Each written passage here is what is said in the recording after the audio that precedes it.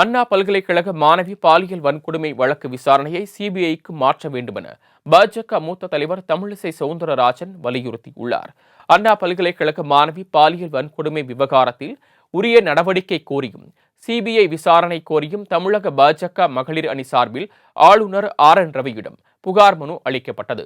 இதில் பாஜக மாநில தலைவர் உமாரதி ராஜன், மூத்த தலைவர் தமிழிசை சவுந்தரராஜன், விஜயதாரணி, நடிகைகள் ராதிகா, குஷ்பு உள்ளிட்டோர் சென்னை கிண்டியில் உள்ள ஆளுநர் மாளிகையில் ஆளுநரை நேரில் சந்தித்து புகார் மனு அளித்தனர்.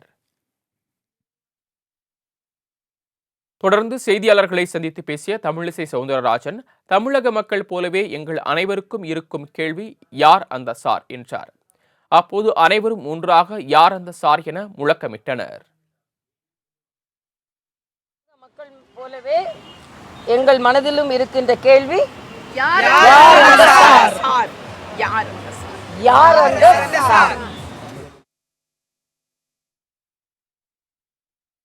தொடர்ந்து பேசிய அவர், தமிழகத்தில் அறிவிக்கப்படாத அவசர நிலை நிலவுவதாகவும் மாணவி விவகாரத்தில் முதலமைச்சரும் துணை முதலமைச்சரும் குரல் எழுப்பாதது ஏன் எனவும் கேள்வி எழுப்பினார்.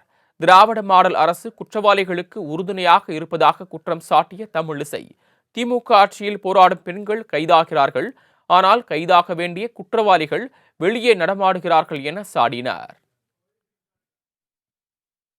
போராடும் பெண் தலைவர்கள் கைதாகிறார்கள், ஆனால் கைதாக வேண்டிய குற்றவாளிகள் நடமாடுவார்கள். இதுதான் திராவிட மாடல் அரசு. மாணவி பாலியல் வன்கொடுமை வழக்கு விசாரணையை சிபிஐக்கு மாற்ற வேண்டும் எனவும் அவர் வலியுறுத்தினார். வந்தால் மட்டுமே இங்கே உள்ள பாராபட்சமான நிகழ்வுகள் வெளிக்கொணரப்படும். அதனால நாங்க சிபிஐ விசாரணை வேண்டும் என்ற ஒரு எண்ணத்தில் நாங்கள் இங்கே பதிவு செய்கிறோம். தொடர்ந்து செய்தியாளர்களை சந்தித்து பேசிய குஷ்பு, மாணவி பாலியல் வன்கொடுமை விவகாரத்தில் திமுக அரசு முறையான விசாரணை நடத்துமா என சந்தேகம் எழுவதாக தெரிவித்தார். மேலும் பெண்களுக்கு நடத்தப்படும் அநீதியில் குற்றவாளிகளை திமுக பிரமுகர்கள் பாதுகாத்து வருவதாகவும் சாடினார்.